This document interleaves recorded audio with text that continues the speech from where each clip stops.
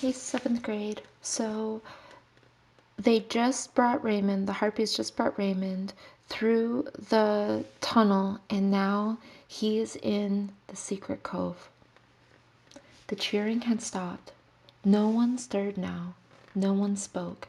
This was the moment they had waited for 9 long years. The harpy bent down to the sack, and the king banished her with a frown. Later she would be rewarded, but no stranger was going to unwrap this precious burden. "Your scissors," he said to the doctor. The doctor opened his black bag and handed them over. The queen was deathly pale. Her breath came in gasps as she stood beside her husband. With a single snip, the king cut the string, unwound it, loosened the top of the sack. The queen helped him ease it over the boy's shoulders. Then, with a sudden slurp, like a grub coming out of an egg, the wriggling figure of Raymond Trottle fell out onto the sand. He wasn't just wriggling, he was yelling. He was howling, he was kicking. Snot ran from his nose as he tried to fight off the queen's gentle hands. "I want my mummy! I want my mummy! I want to go home!" sobbed Raymond Trottle. The nurses stepped forward, their unzipped bananas in their hands, and stepped back, zipping them up again. And great worry fell over the watchers on the shore, because even from a distance they could see the prince kicking out at his parents and hear his screams. And now, as the king set him firmly on his feet, they saw his piggy, swollen face and the hiccuping sobs that came from him. Would the queen not be terribly hurt at the way her son was carrying on? They needn't have worried. The queen had straightened herself, and as she lifted her face they saw that she was looking most wonderfully and radiantly happy. The years fell away from her, and she might have been a girl of 17. The king followed her gaze, and the watching crowd saw this brave man become transfigured too, and change into the carefree ruler they had known. On the ground, the boy the harpies had brought continued to kick and scream, and the queen very politely moved her skirt away from him. But she did not run. She moved the way people do in dreams, half gliding, half dancing, as though there was all the time and happiness in the wide world. And the king moved with her, his hand under her arm. Only then did the onlookers turn their heads to the mouth of the cave and see 2 figures standing there. One was the little hag, Odge the Gribble, and other was a boy. A boy for who a second, for an instant, stood quite still with a look of wonder on his face. Then he let go of Odge's hand, and he did run. He ran like the wind, scarcely touching the ground.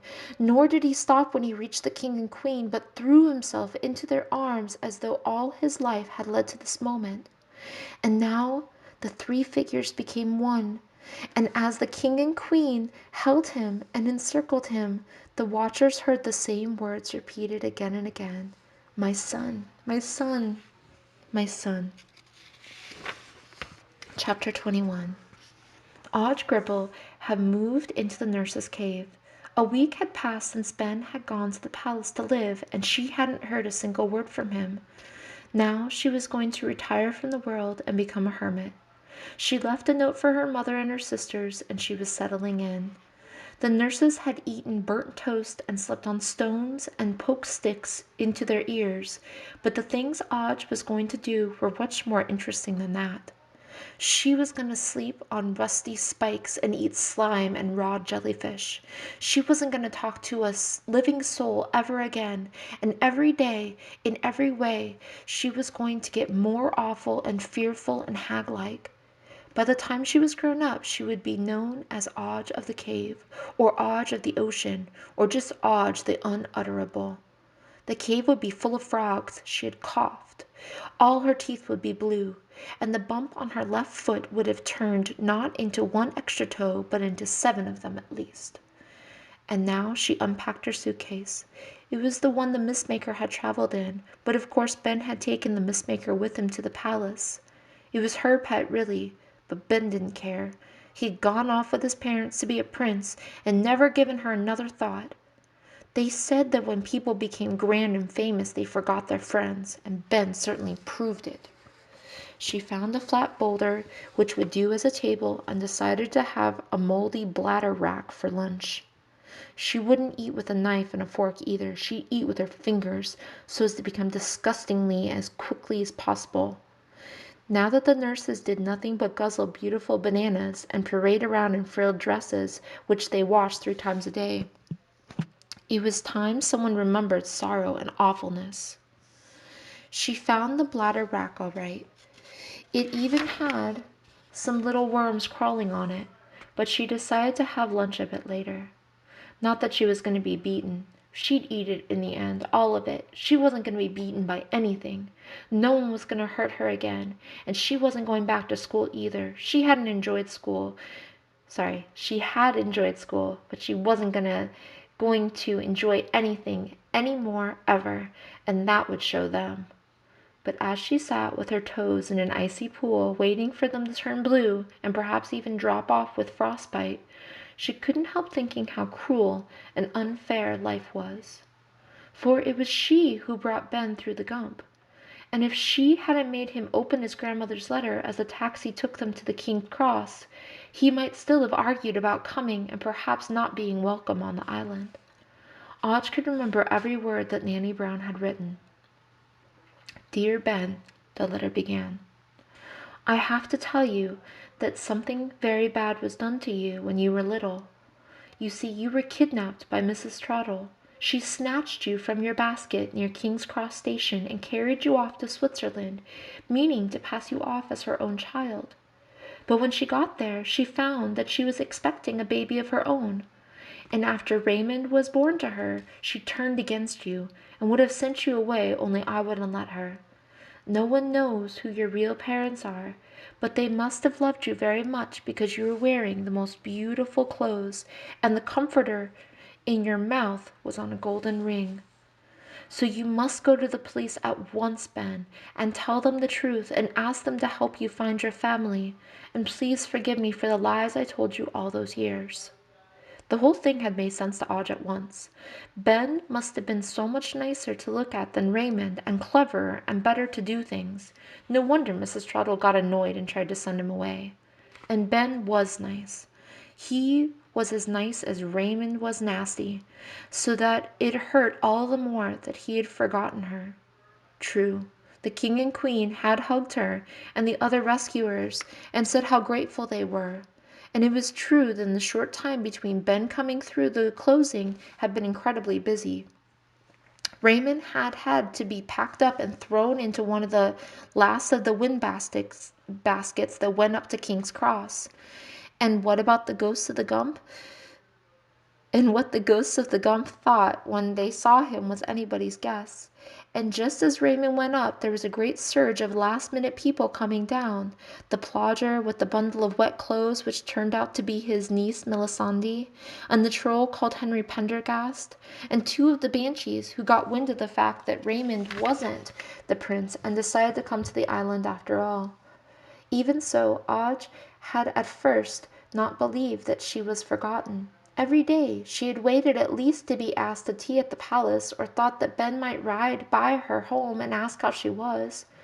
Everyone told stories about him, about his white pony, his intelligence, the great wolf-hound his father had given him, and the happiness of the queen, who looked so beautiful that the king had to post a special guard on the palace gates to take in bunches of flowers which besotted young men left for her.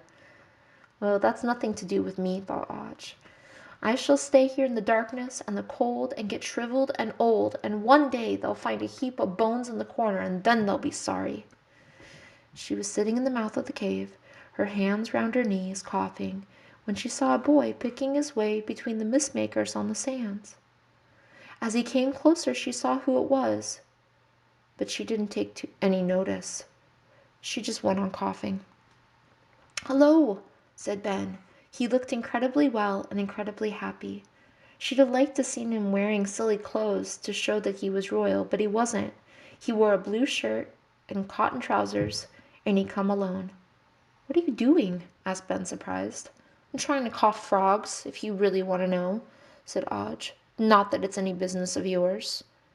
Ben looked round to see if there were any frogs there, but there weren't. Lodge, I don't know why you're so keen on coughing them. What would you do with them if you did cough them? 10 to 1 they'd start thinking they were enchanted princes and wanting you to kiss them, and then what then? Lodge sniffed. I haven't the slightest idea why you've come, she said. As you can see, I've moved in here, and I'm going to live here for the rest of my life. Why? Asked Ben, sitting down beside her. Odge drew her hair around her face and disappeared. Because I want to be alone. I don't want to live in the world which is full of ingratitude and pain. And I can't help wondering what you're doing sitting on the ground. Why didn't you bring your throne, an important prince like you? Ben looked at her amazed. What on earth's gotten into you? He asked. Nothing. I told you, I'm going to live here for the rest of my life. But Ben had seen in the chink between her hair a glint of tears. I see. Well, it's rather a waste because you spent a whole week decorating your room and furnishing it so as to be a surprise. I suppose I'll have to just tell my parents that you don't want to come, but they'll be terribly disappointed. What room? Asked Odge faintly. Your room, I've told you. The one next to mine in the palace. It was painted pink, and we didn't think that that was right for a hag, so my mother chose midnight blue wallpaper with a frieze of bats, and she put a cat door in for the mistmaker, and you've got a huge bed stuffed with ravens' feathers. The ravens gave their feathers because you're a heroine. It's pretty nice. And my mother drove over to your mother this morning to ask if you could come and live, and your mother said it was all right as long as you visit once a week. So it's kind of a pity about the cave. He waited. Odge turned her head. Her green eye appeared, and then her brown one as she shook back her hair. Really? You want me to live with you? Of course. We decided on the first day, my parents and I, said Ben. And when he said my parents, his whole face seemed to light up. Perhaps we should have told you, only I love surprises, and I thought maybe you do too. Well, yes, I do, actually. She scuffed her shoes on the sand. Only, what if I don't turn out to be, mighty and fearful? Would they want to have a hag that's just ordinary, living in the palace? I mean, I may never get an extra toe. Ben got to his feet. Don't be silly, Odge, he said. You're you, and it's you we want. Odge blew her nose and put her pajamas back in the suitcase. Then she gave Ben her hand, and together they walked along the shore towards the welcoming roofs of the palace. And that's the end. I hope you guys liked The Secret of Platform 13, and I'll start sharing our next read aloud book the next day. Bye, guys.